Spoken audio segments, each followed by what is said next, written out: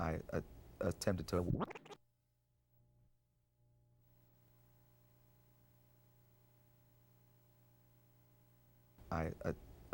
wake the backseat passenger up, which was Nathaniel Sanders. Lenny Quintana recounts the early morning hours of May 11, 2009, the day he shot and killed Nathaniel Sanders. I did a chest rub on him, and at one point he reached up and grabbed my hand.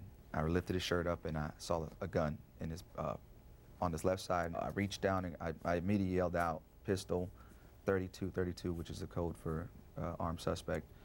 I reached in and grabbed the gun. He, with both hands, grabbed it and threw himself over to the passenger side. And in doing that, I lost grip of it. So I immediately backpedaled. My partner and I both, who was standing next to me, we backpedaled towards the back of the vehicle. And as soon as, I mean, it just happened so fast, Jenny, I don't remember even drawing my weapon. It was just so quick. The minute I got to the back of the vehicle, I saw him come up in the seat in a really fast manner, as if he was about to get out of the car. So I fired the first shot through the back window. That shot hit him in the chest, which tells you he actually had turned towards me. We were facing each other. I shot the second time and missed. I took a step forward and fired the third time. And immediately the passenger door opened, and the passenger rushed at me with his hands in his waistband, kind of in a crouch down way, and I fired at him twice, hitting him once in the chest. When Quintana found out Sanders was dead, the nightmare for all involved began. Outrage followed. Some threw rocks at officers and patrol cars. A Travis County grand jury eventually cleared Quintana of criminal charges, but the police chief temporarily suspended Quintana for not turning on his patrol car dashboard camera. He got 15 days. Quintana says his punishment, however, shows how he was the scapegoat for the Sanders shooting since he was criminally cleared. He says the chief was feeling pressure from some in the community. Why was I punished more severely than anybody else? The other officer got 3 days, I got 15 days for the same exact violation, and his camera had been on, would have probably picked up more than mine. Mine wouldn't have picked up anything because of the way my car was angled. When Quintana returned to work nearly 7 months later, he says he posted this picture on his Facebook. He's holding an AR-15, a semi-automatic rifle. Quintana says he took the picture for his son, but it and the caption he wrote, "I'm back," got him in hot water with his chain of command.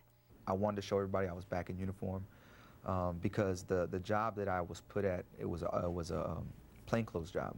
You just shot and killed a young African-American teen.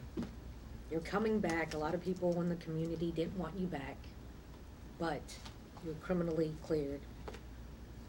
An AR-15, Lenny, was that the smartest thing to do? No, and looking back on it now, and I told her that day, I said, I wasn't looking at it from that perspective at all. And anybody who is my friend and family, who are the people who are going to see this, they weren't going to take it that way. Quintana says he dealt with all the aftermath by drinking, which led to his DWI charge in January of 2010. It was a mistake that got Quintana fired. That's the first time. An arbitrator gave him his job back. Yes. And in November of 2010, Quintana faced charges of criminal mischief and assault from a 2008 incident. More charges from a 2009 incident as well. All the accusations came from his ex-fiancée, also an APD officer.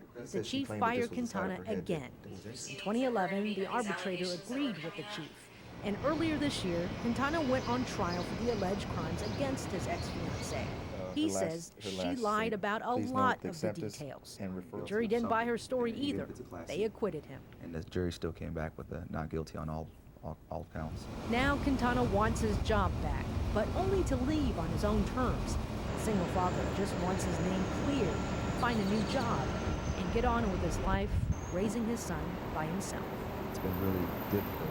But despite the roller coaster the past few years, Quintana still wants to be a cop, just not with Austin police.